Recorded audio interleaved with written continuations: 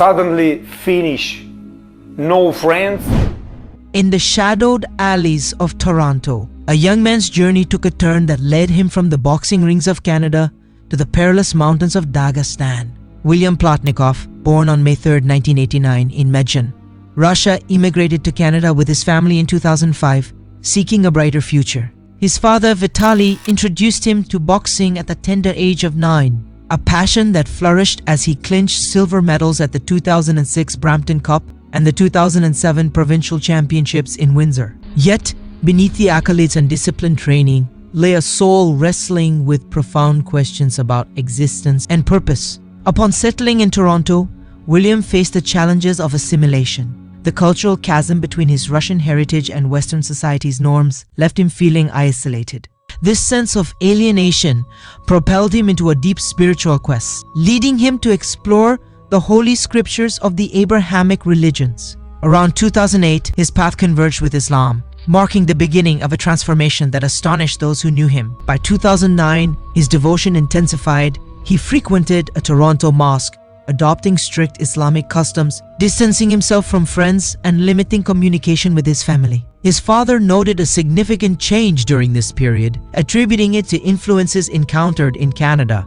In September 2010, William vanished, leaving behind a note stating he was heading to France for Ramadan. This abrupt departure marked the onset of a journey that saw him traverse continents in search of deeper meaning.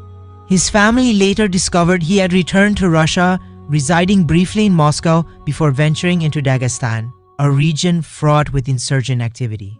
Settling in the village of Utamish, William immersed himself in the local Muslim community. However, his spiritual journey took a militant turn as he joined the Islamist insurgent organization, Caucasus Emirate. Adopting the moniker the Canadian among local fighters, the trajectory of William's life raises pressing questions about the factors that drive individuals toward radicalization. Was it the struggle of identity in a foreign land, the allure of belonging to a cause greater than oneself, or perhaps the influence of charismatic figures within religious circles? His story underscores the complexities surrounding conversion, identity crises, and the susceptibility of youth to extremist ideologies. William's journey met a tragic end. On July 14, 2012, Russian special forces, acting on intelligence, ambushed a group of militants near Utamish. In the ensuing battle, William was among those killed.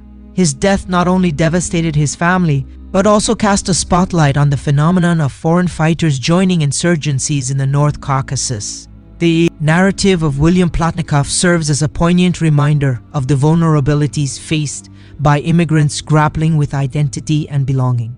It challenges communities to foster environments where youth can explore their spirituality without falling prey to extremist ideologies. In the journey of faith, embracing Islam is a deeply personal and transformative experience.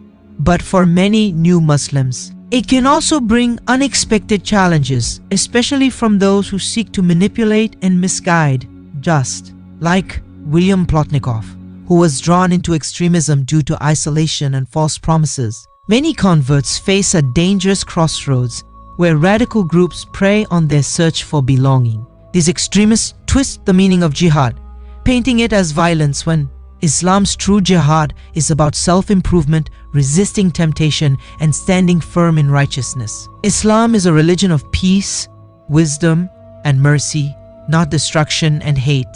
New Muslims must be cautious of those who push extreme ideologies, cutting them off from family and encouraging blind obedience instead of knowledge and understanding. The Prophet Muhammad, peace be upon him, warned against excessiveness in religion, yet these groups distort his teachings for their own agendas.